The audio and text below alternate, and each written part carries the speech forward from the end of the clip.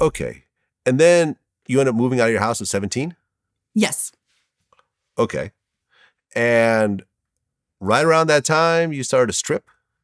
Yeah, it was around the same time. So I had a boyfriend who was older than me.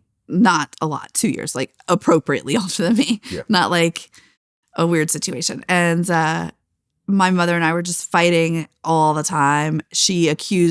I remember like one big, huge fight we had. She accused me of being on drugs. And I was like, drug test me right now. I go to a magnet school. I have straight A's. I have a job. I compete my horse, which I paid for myself by cleaning stalls. Would you pass a drug test? Because I know I will. I was such a bitch. But I just had enough of her. She just became, like I said, she started off normal and that just progressed. She just became more and more like out of touch, so to speak. I mean, we're talking about a woman who sold baby pictures of me to a magazine in the UK a couple years ago, and half of the pictures weren't even fucking me. So it raises the question, like, are you so crazy that you don't realize you sold pictures of somebody else? Or are you such a bitch that you didn't have enough of me to make money, so you like, who knows? She's a monster. Who knows? But I think this story got cut out of my book. This is the time. This is why and when I moved out of my house. I remember like it was yesterday. It was around Christmas time because the Christmas tree was up. And it was me, my boyfriend, my best friend, and the guy she was hanging out with. It was 4 of us. And we're in the living room and we're watching Conan O'Brien. Like, that's how vivid this is. And we weren't being loud. We were just being quiet watching TV. And my mom was in her room sleeping or whatever. And there was a window with a Christmas tree and like a recliner next to it. And my mom screamed so loud in her bedroom, like she was being attacked or something. To this day, I have no idea what it was about. She comes running down the hallway in this green silk nightgown, jumps up into the recliner and rips off her nightgown. No underwear. And loses her balance and falls into the Christmas tree. And I was like, that's it. I'm out.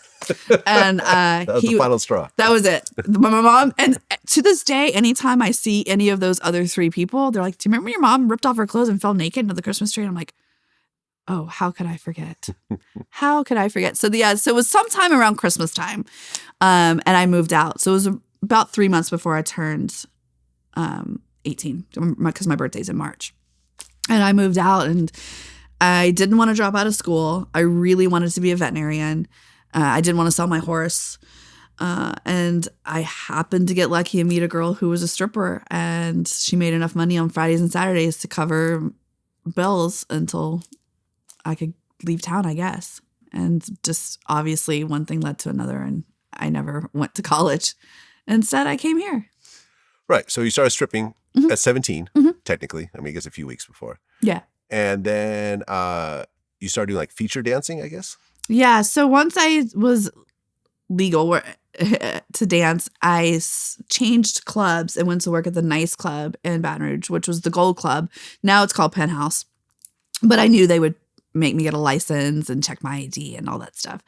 So once I was 18, I went and worked there. And that was a big fancy club. You know, there's like titty bars, strip clubs, and then gentlemen's clubs. I'm sure you know the difference. And so this was a gentlemen's club. This was high end. And they had guest stars every week that would come in and do these burlesque shows. And I was like, that's what I want to do. One, because I knew they were guaranteed money and it didn't rely on them having to like hustle or sell drinks and do lap dances and whatnot. And they got to do these, they had to wear beautiful costumes and put on these great shows. And that's what I wanted to do. So I became friends with them. I started posing for magazines. I did a couple of contests, like, you know, burlesque contests, which is how you get titles, which the agents then use to book, like, welcome 2000 and whatever, Miss Nude North America or Feature Entertainer of the Year, you know. And so I did all of those, and I traveled and feature danced for about 2.5 years, but I topped out on rate. You can only make so much unless you actually are a porn star. And I had a friend who was also a feature dancer that was older than me and was coming to LA to do a movie, and she didn't want to come by herself. And she's like, I'll pay for you to come with me if you want. And I really didn't have any intention of doing porn. I just wanted to come to California. And she's, sure enough, the first day she was here, she was working for Wicked Pictures, and I got to set, and their director, Brad Armstrong, saw me and was like, "You do movies?" And I was like, "Oh, no, not me." And he's like, he wanted to put me in the movie as an extra. And so I had my makeup done for the first time, and the photographers were like, "You need to take her in to meet the owner." And the next day or a couple days later, I actually did end up doing a girl-girl scene with my friend for a different company. And long story short, 5 or 6 days later, she flew home and I never left. And I am still with Wicked Pictures.